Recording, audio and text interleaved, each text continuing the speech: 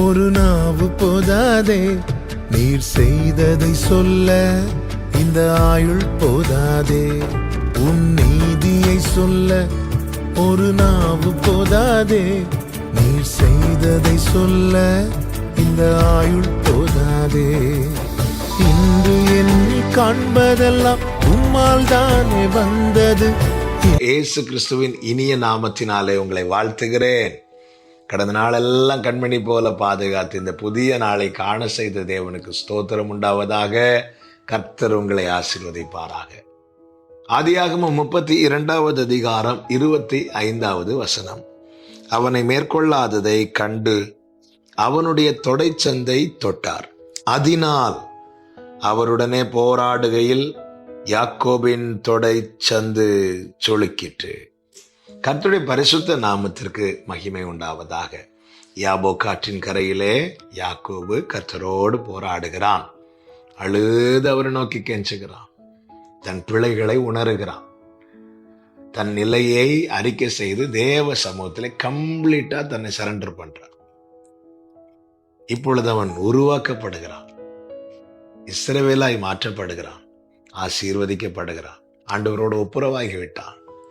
இப்ப கர்த்தர் தான் எல்லாம் என்கிற நிலைக்கு வரும்போது கர்த்தர் என்ன செய்கிறார் தெரியுமா? அவனுடைய தொடைச்சந்தை தொடுறார். இதனால அவனுடைய தொடைச்சந்து சுளுக்கிற்று என்று வேதம் சொல்லுகிறது.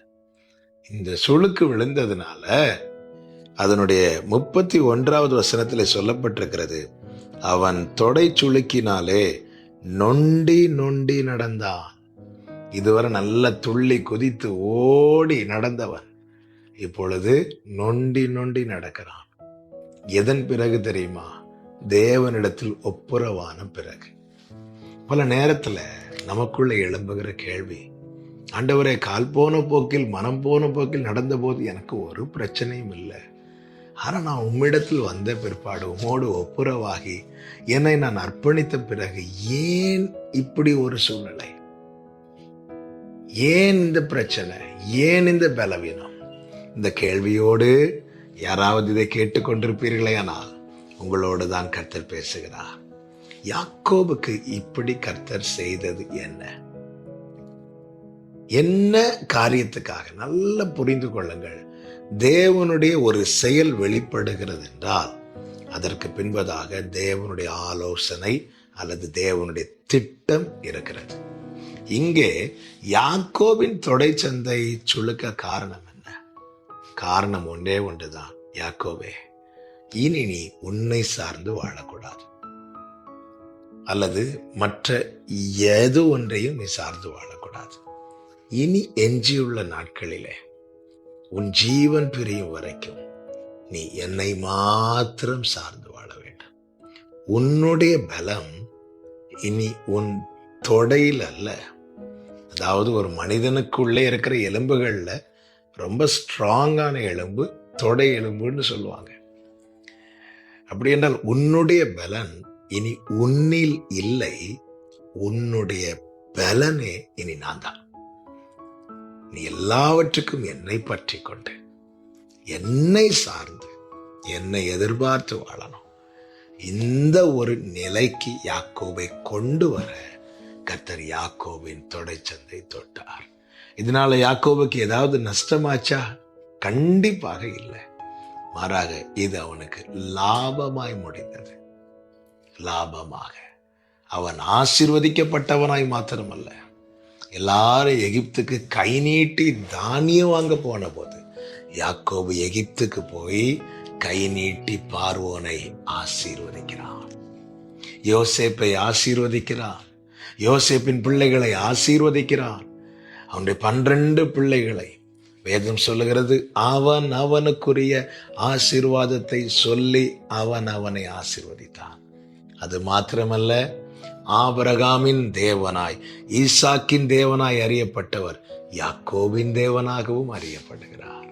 பிரியமான கர்த்தருடைய பிள்ளைகளே, தேவன் சில இப்படிப்பட்ட காரியத்தை நம்முடைய வாழ்க்கையில் அனுமதிக்கிறார் என்றால், நான் ஆண்டவருக்குள்ள வர்றதுக்கு முன்னாடி நல்லா தான் இருந்தேன், இப்போதான் இப்படி ஆயிட்டுன்னு சொல்லி சோர்ந்து போயிடாதீங்க. அதன் பின்பதாக தேவனுடைய ஒரு திட்டம் இருக்கிறது. அன்றியும் அவருடைய தீர்மானத்தின்படி அழைக்கப்பட்டவர்களாய் அவரிடத்தில் அன்பு கூறுகிறவர்களுக்கு சகலமும் நன்மைக்கு ஏதுவாகவே நடக்கிறது என்பதை அறிந்திருக்கிறோம். நல்லதுக்கு தாங்க இப்படி செய்யறாரு, நல்லதுக்கு தாங்க இப்படி நடத்துறாரு. சந்தோஷமா இருங்க. தொட்டது கர்த்தர் தானே, வேற யாரும் இல்லையே. அப்பாதானே தொட்டார். ஏசா கைப்பட்டிருந்தா அந்த யாக்கோபு நசுங்கி இருப்பான். அவர் தொட்டதுனாலதான் யாக்கோபு இஸ்ரவேலாய் மாத்திரமல்ல யெஷூரனாகவும் மாற முடிந்தது. மோசே எல்லாரையும் ஆசீர்வதிக்கும் போது யாக்கோபை யெஷூரன் என்கிறான்.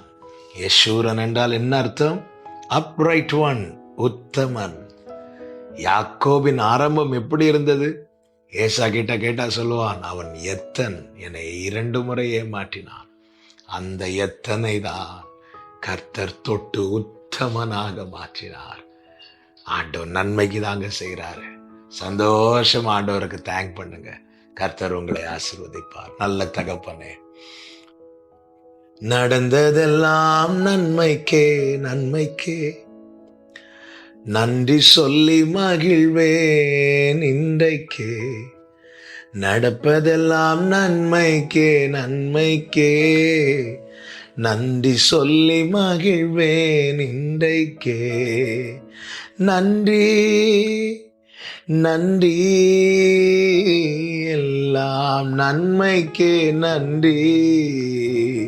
நன்றி நன்றி எல்லாம் நன்மைக்கே நன்றி.